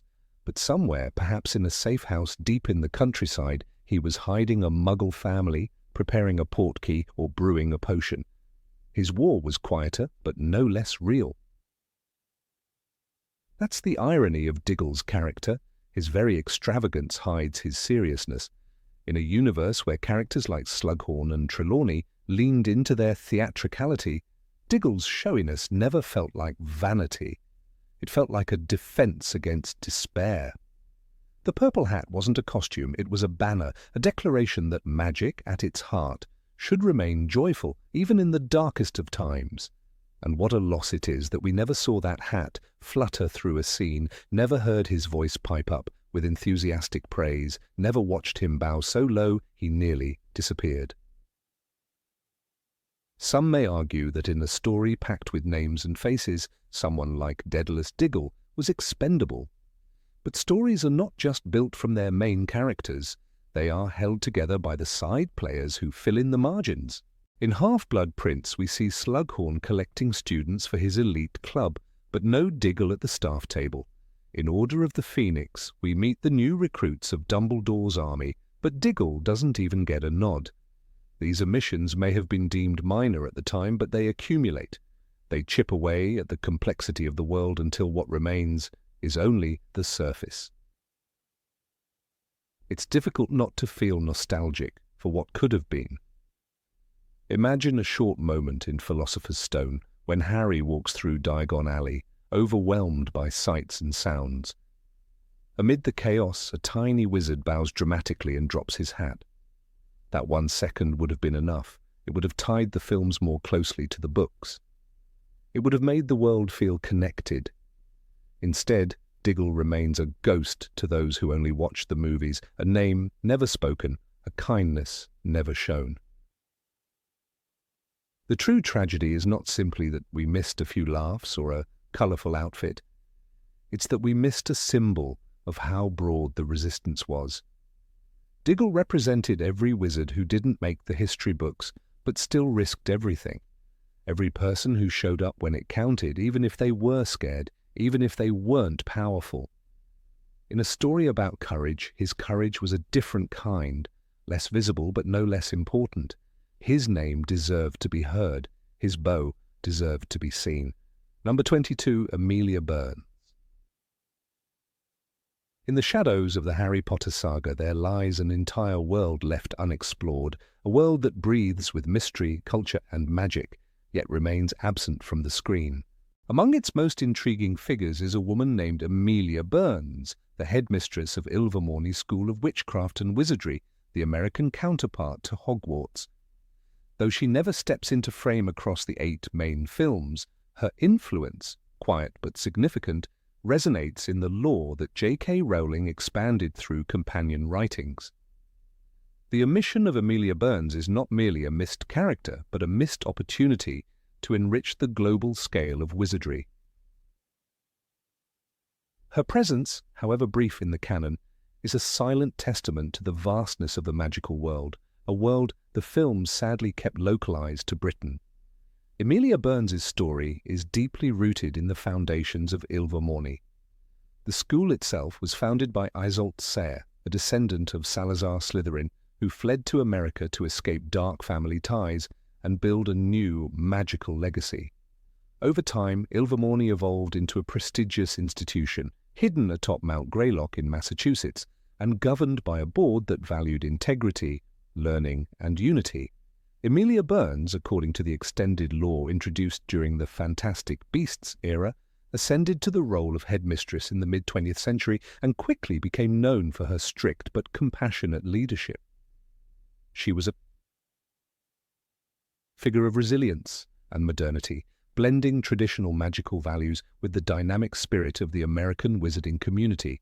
Her background, though never revealed in full, hinted at mixed heritage and a childhood shaped by the tumultuous magical laws of the United States, including the rigid anti-wand policies once enforced by MACUSA. The absence of Amelia Bones in the film franchise is more than a character exclusion. It's the erasure of an entire magical culture that had the potential to deepen the viewer's understanding of how far-reaching the wizarding world truly is.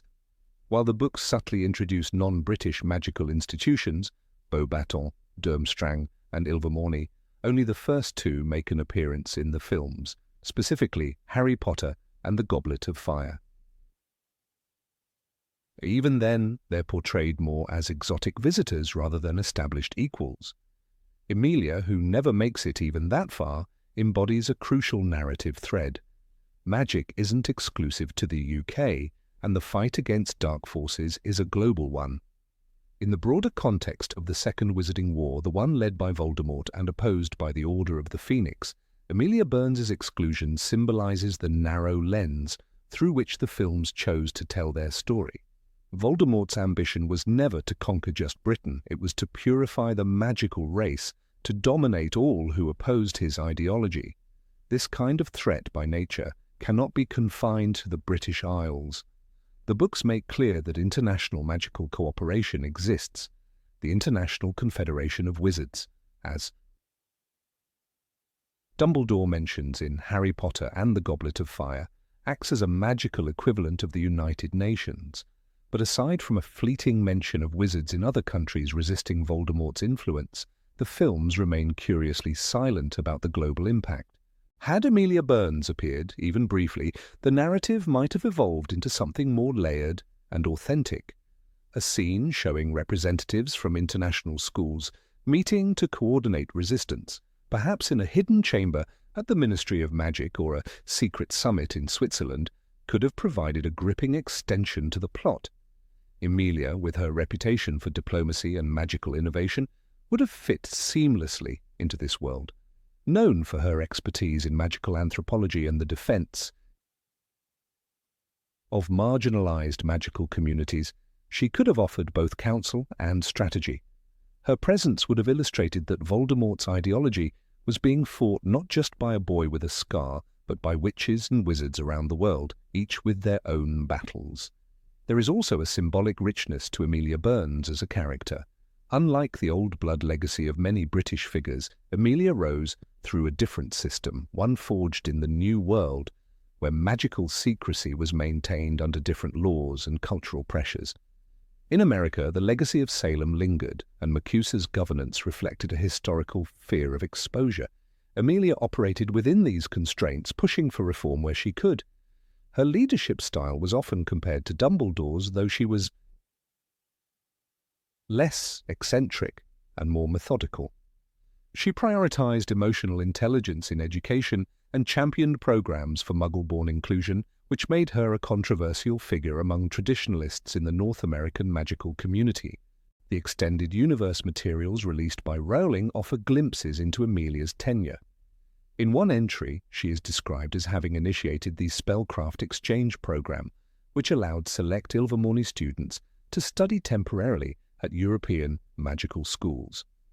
This initiative, though never canonized in the films, would have provided an elegant narrative bridge between Ilvermorny and Hogwarts. Imagine if, during the events of Harry Potter and the Half-Blood Prince, While Dumbledore is gathering allies, he reaches across the Atlantic to Amelia. Their correspondence, quiet, coded, and vital, could have added layers of tension and urgency. The enemy Voldemort feared most wasn't just Harry, it was unity, global and unshakable. Ironically, the Fantastic Beasts films did introduce the concept of Ilvermorny, but even there Amelia Bones remained off-screen. Her legacy, however, was hinted at in the educational standards Newt Scamander referenced and in MACUSA's cooperation with international affairs. The writers missed a chance to let her step forward and speak, to demonstrate that not all magical leadership need wear a beard and speak in riddles. Her voice would have provided a refreshing contrast to the Eurocentric tones of the main saga. The magic of Harry Potter lies in its world-building, and while Hogwarts became the symbol of that magic, the universe was always larger than a single school. Amelia Bones's role would have reaffirmed that truth. Readers who explore the Ilvermorny School of Witchcraft and Wizardry story on Pottermore find not just a map or a list of house traits, but a complex narrative of cultural blending and historical scars. Her leadership, bridging modern ideals with ancient magical traditions, represented an evolution of the wizarding ethos, one not bound by castles and centuries-old portraits, but by vision and adaptability. Her story also resonates with underrepresented themes in the films: race, gender, and power dynamics in magical institutions. Though Rowling never explicitly outlined Amelia's ethnicity, fan interpretations often depict her as a woman of color, a reflection of the diverse demographic of American magic users, especially given Ilvermorny's origins among indigenous and European-descended wizards. Inclusion of such a character could have shattered the overwhelmingly pale palette of the original films, injecting both visual and thematic diversity. A global magical conflict needs global voices, and Amelia's was uniquely poised to be among the most compelling. When we consider the final battles at Hogwarts, one can only imagine the reinforcements that could have arrived from abroad. In the book Harry Potter and the Deathly Hallows, Kingsley Shacklebolt mentions that the world's waking up, as reports of Voldemort's rise reach foreign wizarding communities. But in the films, Hogwarts stands alone. No sign of help from Ilvermorny, no owl from Amelia Bones, no spell cast from across the ocean in solidarity. The war ends not with the unification of the magical world, but with a localized, isolated triumph. The omission of Amelia Bones thus speaks to a larger issue in cinematic adaptations, the flattening of rich, textured narratives in favor of streamlined plots. The books teemed with allusions to other ministries, languages, magical customs, and histories, but the films drew a tighter circle. Had they allowed that circle to expand, Amelia would have stood among those watching the fall of Voldemort, not as a stranger, but as a comrade from a different land, invested in the same fight. Her absence leaves a quiet void, a character-shaped silhouette in the margins of the frame. Fans who crave depth in world-building, who imagine what lies beyond the Forbidden Forest and across the Atlantic, often create fan works to honor her. Artworks, short stories, and role-plays imagine her exchanging letters with McGonagall, or mentoring young witches who feel caught between worlds. She becomes a symbol of what could have been, a magical leader unshaken by darkness, though unseen by the eyes of the mainstream. The magic of Harry Potter was never just about spells and potions. It was about courage, community, and the moral complexity of choosing what's right over what's easy. Amelia Bones, though silent in the films, exemplifies that spirit. Her story may exist in whispers and footnotes, but for many fans, she is as real and essential as any character who stepped through the Great Hall. The world she represents, the one beyond the misty Scottish hills, waits still, vast and brimming with magic, ready to be seen. Number 23, Agnes, patient at St. Mungo's Hospital. Agnes sat in a corner of the long white ward at St. Mungo's Hospital for magical maladies and injuries, her face obscured by bandages, her eyes distant. She mumbled to herself in a low, incoherent whisper, sometimes humming tuneless notes, sometimes letting out sounds that weren't quite human.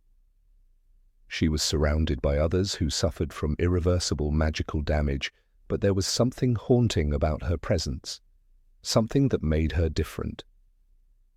She wasn't loud, she wasn't violent, but the silence around her was heavy, like the air before a thunderstorm. Even in the chaos of a hospital ward, her stillness unsettled the others. She was a figure the books captured in a flickering instant, and yet that glimpse was enough to leave a mark. Agnes never made it to the films, and in her absence, something fundamental was lost. St. Mungo's Hospital appears in Harry Potter and the Order of the Phoenix when Harry and his friends visit Arthur Weasley after his snake bite. The hospital, hidden behind a shabby department store in Muggle London, is one of the rare glimpses into the darker consequences of magic. It is here that we see not just physical wounds, but the toll magic takes on the mind, the heart, and the very spirit. In this space, we meet people whose magical misfortunes are not heroic or tragic, but simply unfixable. The ward becomes a kind of silent cemetery for identities slowly unravelling. Agnes sits there, wrapped in linen, and though she does not speak to Harry, she speaks volumes to the reader. Agnes exists in a world where not all damage can be reversed with a wave of a wand. In Order of the Phoenix, she is described briefly. A woman with a shrouded face was making odd mewling noises and rocking back and forth on her bed. Her presence, though fleeting, is deeply unsettling. Readers are not told what affliction she suffers from. There is no explanation, no backstory, no diagnosis. And perhaps that is what makes her unforgettable. She becomes a symbol of magical damage that is unknowable, a person who has vanished beneath the consequences of magic gone wrong. Her ambiguity leaves a scar on the imagination, one that the films chose to ignore entirely. The omission of Agnes from the cinematic universe is more than just the cutting of a background character. It is the removal of a symbol. By not including her, the films sanitized a part of the magical world that is vital to understanding its true nature. Hogwarts, with all its wonder and mischief, becomes the centerpiece of most films. But it's in St. Mungo's that we learn what happens when spells fail or when dark magic bites too deeply. Agnes is the cost no one counts, the story no one wants to follow. She is what happens when magic becomes too much for the human mind to contain. Without St. Mungo's and its patients, the film adaptation lost an entire emotional dimension. In the books, when Harry visits the long-term spell damage ward, he also sees Neville Longbottom's parents, Frank and Alice. Broken by the Cruciatus curse, they live in a state of permanent cognitive ruin. They do not recognize their own son. Alice hands Neville a used chewing gum wrapper with all the seriousness of a loving mother giving a precious gift. It is heartbreaking, grounding, real. And in that same room, wrapped in cloth and murmuring in half-thoughts, sits Agnes, sharing the space of forgotten lives. In the films, that entire scene never happens. There is no hospital, no encounter with the Longbottoms, and no Agnes. Agnes represents the side of magic that no one wants to talk about, the part that leaves scars that never fade. Her covered face is more than a physical detail. It's an emblem of how the wizarding world often prefers not to look directly at its failures. What magical experiment went wrong? What curse went too far? Did she do this to herself, or did someone else? We never find out. But in asking those questions, the reader is forced to think more deeply about magic as a force of consequence. Magic can fix bones in seconds and regrow skin overnight, but it cannot restore Agnes to herself. Her mind is somewhere unreachable. There's a dangerous romanticism in magic when it is shown only through adventure. The films, in choosing to focus on spectacle and schoolyard wonder, missed the layered complexity of J.K. Rowling's vision. Agnes, sitting quietly in that ward, is more powerful than most villains. She is the aftershock. She is what's left when the story ends. She is not a cautionary tale because we do not know her tale. She is a warning nonetheless. In a world of wands and enchantments, she is the one thing no spell could undo. Agnes's presence also does something else. She creates contrast. In a series filled with high-stakes battles and roaring magic, she reminds us that not all suffering comes in flashes of green light. Some damage is slow, invisible, permanent. It's in her quiet rocking motion, her veiled face, her wordless song. While the wizarding world rushes on with wars and rebellions, Agnes sits unmoving, and in her immobility she becomes unforgettable. Her suffering is not cinematic, but it is human. Her story is tied in silence to that of the Longbottoms. They too are reminders that some victories never come. Frank and Alice were heroes once, but they are not treated as such. They are warehoused in the long-term ward, visited by a son who brings gifts they cannot understand. In the same space, Agnes may have once been a mother, a student, a healer. Now she is only a figure behind fabric. The hospital room is not just a setting, it is a metaphor for magical society's neglect. It is the place they send what they cannot fix. Agnes might not have had any dialogue, but she didn't need it. Her visual alone was an indictment. She carried more emotional weight than many side characters with speaking roles. She made the reader stop and think, not about plot, but about aftermath. It is rare in fantasy to encounter such moments of stillness and consequence. Agnes was one such moment, and by erasing her from the films, the directors removed a necessary layer of truth from the story. The irony is that the films often aimed to be darker, grittier, more dramatic than the early books.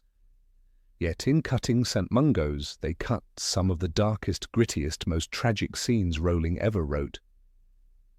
They left out the broken parents, the mysterious patient, the quiet decay of minds that could not be healed. They chose battles over aftermath, action over consequence. Agnes was a casualty not of war, but of editing. Had Agnes appeared even for a few seconds, the tone of the films might have shifted. The hospital ward would have been a haunting place, not of gore, but of silence. Her bandaged face could have lingered in the viewer's memory. She might not have needed an explanation. She didn't in the book, but she would have shown that magic is not merely wonder, but responsibility, and that some burdens are not dramatic, only enduring. Agnes was a story fragment, but one that stayed with readers. She embodied the lingering cost of a magical world that often moves too quickly to look back. Her face, or rather its absence, made her unforgettable. In removing her, the films removed the emotional residue that made the wizarding world feel real. Magic is beautiful, but it is also dangerous. Agnes was that danger made human. It is perhaps fitting that she remains only in the books. There she belongs to the reader's imagination, there she does not need to be explained. But her absence from the screen leaves a void, for in every story there must be witnesses to the price that power demands. Agnes was such a witness. She saw the edge of magic, and she crossed it, and though no one followed her, she is always there. Rocking gently, humming softly in the white corridors of St. Mungo's, Number 24, Wendelin the Fearsome, there exists a curious corner of the wizarding world that never made its way to the silver screen, a corner inhabited not by the familiar faces of Hogwarts students and professors, but by the whispering legends of witches and wizards long gone. Among these, one name stands out, Wendelin the Weird, a witch so strange, so uniquely absurd, that her tale dances somewhere between comedy and horror. She was never granted a single second in any of the 8 Harry Potter films, and yet her legacy in the lore is unmistakable. She lived during the Middle Ages and was famously known for being burned at the stake no fewer than 47 times, and every time she escaped without soap. Much as a scorch mark, turning the fire into tickling flames that left her executioners baffled and red-faced with confusion. The first time her name appears is in the Chocolate Frog cards, a place where many young fans, including Harry himself, first learn about wizarding history. When Ron eagerly explains the cards to Harry aboard the Hogwarts Express in Philosopher's Stone, the narrative briefly opens a door to a much older magical world. Wizards like Merlin, Morgana, and Circe are mentioned in the same breath as Wendelin, placing her in the pantheon of legendary magical figures, yet her unique flair sets her apart. Where others were scholars or dark sorcerers, Wendelin was a survivor, one who turned persecution into performance. Rowling's choice to include a character like Wendelin says something essential about the world she built. Magic is not just an instrument of power, it is a form of subversion. In a time when witches were feared, hunted, and condemned, Wendelin turned the entire Inquisition into a farce. While muggles lit the pyres with righteous fury, she giggled through the flames. It wasn't just escape, it was mockery. The fire that was meant to punish her became a source of joy.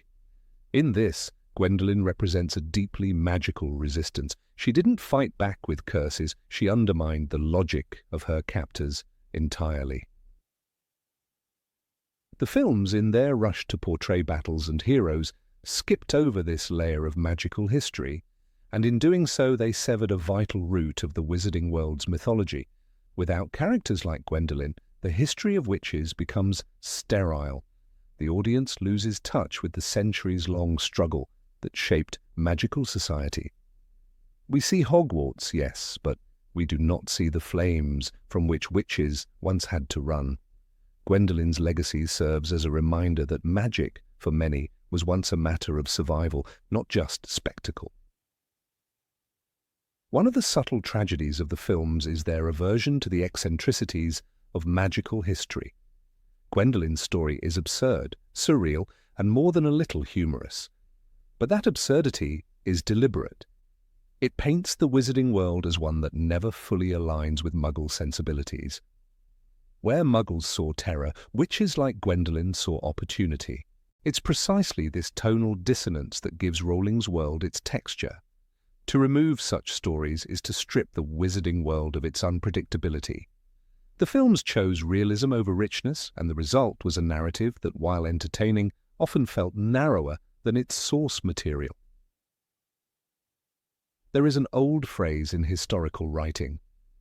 The past is a foreign country, they do things differently there. Wendelin is the wizarding world's foreign country.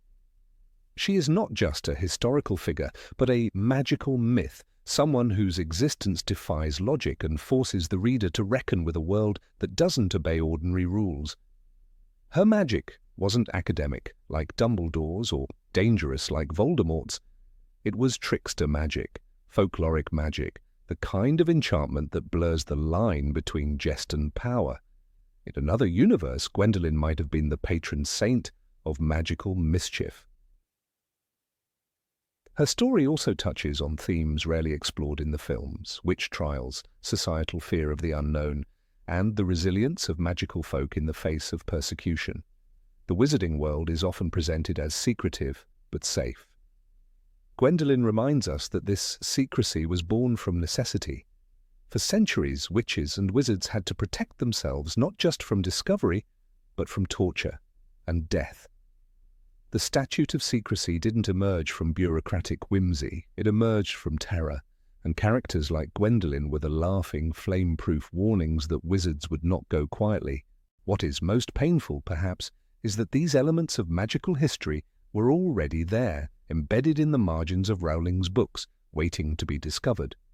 Fans who explored the chocolate frog cards or dug into supplemental materials like Fantastic Beasts and Where to Find Them often found themselves enchanted by figures like Wendelin. These characters gave the wizarding world its depth. They made it feel ancient, lived in, and gloriously weird. The films, however, treated these elements as optional. In doing so, they flattened a world that was once multidimensional. Wendelin's magical tickling flames are more than a quirky escape tactic. They're symbolic. They transform pain into laughter, execution into theatre. In a sense, she weaponizes joy. This is no small feat in a world where darkness so often triumphs. Her story could have offered the films a rare moment of levity with depth, a scene both bizarre and meaningful. Imagine the visual of a witch laughing in a pyre, her captors stunned as their solemn ritual dissolves into slapstick confusion. It would have been unforgettable. Instead, we were left with montages of battles, of spells hurled like bullets, of history reduced to action. There is also a broader question here. What makes a magical world believable? It's not just wands and potions, it's a sense of continuity, a sense that the present is shaped by a tangled magical past. Wendelin was part of that past. Her story, no matter how small, contributes to the sense that the wizarding world did not begin with Harry Potter. It existed long before him. By omitting her, the films inadvertently suggested that nothing of importance happened before Voldemort, that magic's history began in a boy's cupboard under the stairs. One could argue that there was simply no time to include such characters, but this rings hollow when one considers how much time was spent on invented subplots. The Half-Blood Prince film, for example, focuses heavily on teenage romance, while barely exploring the vital backstory of Voldemort's rise. If screenwriters could invent new scenes, they certainly had room for a sentence, a portrait, or a passing reference to a witch who was burned 47 times and laughed through everyone. Even a glimpse of her chocolate frog card would have sufficed. There is a peculiar silence in the films when it comes to the deeper, magical lore. The books are filled with magical ghosts, eccentric ancestors, talking portraits, who bicker and boast. The films, in their pursuit of cinematic coherence, often sanded down these rough and beautiful edges. Wendelin the Weird is one of many casualties of this simplification. She was too strange, too absurd, too much like real mythology. And so she was cut. But mythology thrives in the strange. That's what makes it timeless. The magic of Wendelin lies in the fact that she is both ridiculous and inspiring. She isn't a warrior or a sage, she is a survivor through silliness. And that's a kind of heroism the films never dared to explore. It's easy to tell stories of brave duels and noble deaths. It's harder, and perhaps braver, to tell stories of witches who giggle through flames. These are the stories that linger. These are the stories that tell us magic is not just power, it's freedom. When Harry collected chocolate frog cards, he wasn't just memorizing trivia, he was learning history the only way a child can, through story. And Gwendolen's story was a lesson in magical resilience, in the absurd courage of those who refused to be broken. Her absence in the films is not just an omission, it's a lost opportunity to remind viewers that magic has always belonged to the misfits, the rebels, and yes, the weird. Number 25, Dennis Creevey. Dennis Creevey never made it onto the silver screen, yet his absence is more than just a missing face in the crowded halls of Hogwarts. In the books, Dennis was not merely the younger brother of the ever-enthusiastic Colin Creevey, he was a mirror of that same unwavering devotion to Harry Potter and the magic that surrounded him. When Dennis first arrived at Hogwarts, his wonder was not diluted by fear. Even when he fell into the freezing waters of the lake on his first boat ride to the castle, he emerged thrilled and laughing. It was as if the magic itself had baptized him. "Dennis, Dennis, I fell in! It was brilliant!" he shouted, soaked and shivering, but wide-eyed with joy. That moment was not just a bit of light-hearted humour. It was a glimpse into the soul of a child utterly enchanted by the wizarding world. The films omitted this vivid arrival, and with it they erased a crucial layer of the story. Dennis was not just a tag-along, he represented the ripple effect Harry had on the next generation of students. His character wasn't central to the overarching plot, but his presence gave texture to the school community. Dennis's admiration for Harry was not born out of fame alone, but out of a genuine sense of hope. To Dennis, Harry was living proof that someone small could stand up against darkness and be brave, no matter how young or inexperienced. Dennis joined Dumbledore's army alongside Colin, and though his role in the resistance was not loud or forceful, it was steadfast. In Harry Potter and the Order of the Phoenix, when the group was formed in the room of requirement, Dennis was among those who turned up faithfully, ready to learn and fight. He was a second year at the time, barely more than a child, but he came anyway, determined to follow in his brother's footsteps. The room was crowded, with even the youngest members like Dennis Creevey listening intently, the narration told us, emphasizing how students of all ages were drawn to Harry not just as a leader, but as a symbol of courage. Colin and Dennis were often brushed off by other students as annoying or overeager, but that missed the point entirely. They were children who saw in Harry a beacon, someone who embodied everything they admired and aspired to. In a world where giants, dragons and Death Eaters loomed, the Creevey brothers responded not with fear, but with unshakable belief. Dennis's absence from the films removes the context for Colin's devotion, making the older brother seem like little more than a comic relief or an intrusive fan. In truth, Colin and Dennis were a pair, both shaped by their Muggle upbringing and captivated by the new world they had entered. Dennis's most compelling moments were subtle. He wasn't a hero in the battlefield sense, but his bravery was in his consistency. He showed up, he trained, he believed. In a story where faith in what is right often comes under attack, Dennis's faith never wavered. When Colin was told he couldn't return to Hogwarts during the battle because underage students were sent home, Dennis's silence in the text speaks volumes. Colin, defying orders, sneaked back into the castle and fought anyway. He died in that battle, carrying his camera even then. The books say Colin Creevey had sneaked back into the castle, and he had died in the battle. That quiet sentence is a knife. It cuts with simplicity. Dennis never appears again after Colin's death, and that too is haunting. His disappearance is not explained, but readers can imagine the weight that moment placed upon him.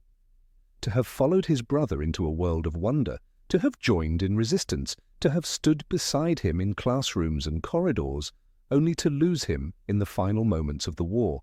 This was a loss the films chose not to show. A young boy's grief, too quiet for cinema. A heartbreak too ordinary to compete with the grand arcs of Harry, Hermione and Ron.